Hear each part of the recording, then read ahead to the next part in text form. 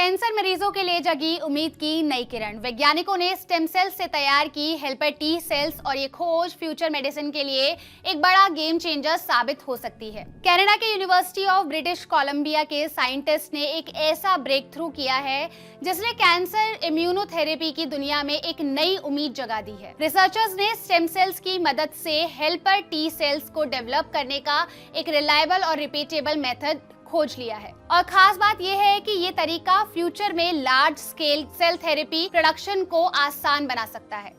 लेकिन सबसे पहले समझते हैं कि आखिर ये हेल्पर टी सेल्स है क्या। हमारे शरीर के ये सेल्स इम्यून सिस्टम की कमांड टीम की तरह काम करते हैं और इनका काम होता है दूसरे इम्यून सेल्स को गाइड करना, एक्टिव करना और उन्हें स्ट्रॉन्गर बनाना, ताकि शरीर के इन्फेक्शंस, वायरसेस और एबनॉर्मल सेल्स जैसे कि जो कैंसर सेल्स होते हैं उनके खिलाफ बेहतर तरीके से लड़ सके। आसान भाषा में कहें तो ये सेल्स शरीर की इम्यून रिस्पॉन्स को कोऑर्डिनेट करने में हेल्प करता है। अब तक सबसे बड़ा चैलेंज यही था कि लैब में इन हेल्पर टी सेल्स को स्टेबल और लार्ज स्केल पर बनाना बहुत मुश्किल था। कभी सेल्स बनते थे तो कभी उनकी क्वालिटी कंसिस्टेंट नहीं रहती थी और इसी वजह से सेल बेस्ड थेरेपीज को वाइडली अवेलेबल बनाना आसान नहीं था। यही वजह थी कि पूरी फील्ड अभी तक कॉस्ट और स्केलेबिलिटी की प्रॉब्लम से जूझ रही थी। लेकिन इस नई रिसर्च में साइंटिस्ट ने वो की बायोलॉजिकल स्विच समझ लिया है जो स्टेम सेल्स को टी सेल्स में बदलने की प्रक्रिया में कंट्रोल करता है। सिंपल वर्ड्स में कहे तो उन्होंने सेल डेवलपमेंट का पूरा कंट्रोल सिस्टम डिकोड कर लिया है और अब इसी अंडरस्टैंडिंग के आधार पर लैब में हेल्पर टी सेल्स को लगातार ज्यादा एफिशिएंटली और कंट्रोल्ड एनवायरनमेंट में प्रोड्यूस किया जा सकता है।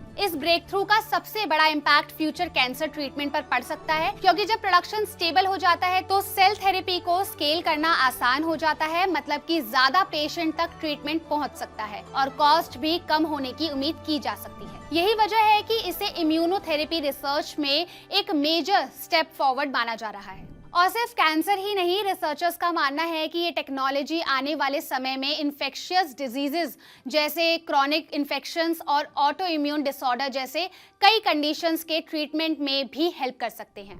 यानी एक ही साइंटिफिक एडवांसमेंट से मल्टीपल सीरियस डिजीजेस के इलाज के नए रास्ते खुल सकते हैं। हालांकि ये भी इम्पोर्टेंट है समझना कि ये अभी अर्ली स्टेज रिसर्च है और क्लिनिकल यूज तक पहुंचने के लिए अभी और डिटेल्ड टेस्टिंग, ट्रायल्स और सेफ्टी वैलिडेशन की जरूरत होगी। अभी ये डायरेक्ट ट्रीटमेंट नहीं बल्कि फ्यूचर मेडिकल एप्लीकेशन की स्ट्रॉन्ग फाउंडेशन है। लेकिन ओवरऑल ये डिस्कवरी एक स्ट्रॉन्ग होप लेकर आई है, जहां फ्यूचर में इम्यून सिस्टम को लैब में तैयार करके डिजीज के खिलाफ और ज्यादा पावरफुल बनाया जा सकता है और कैंसर ट्रीटमेंट का तरीका पूरी तरह से बदला जा सकता है। So stay informed, stay healthy. अगर ये वीडियो पसंद आई हो तो लाइक एंड शेयर जरूर करिए और ऐसे इन्फॉर्मेटिव वीडियो के लिए subscribe to only my health.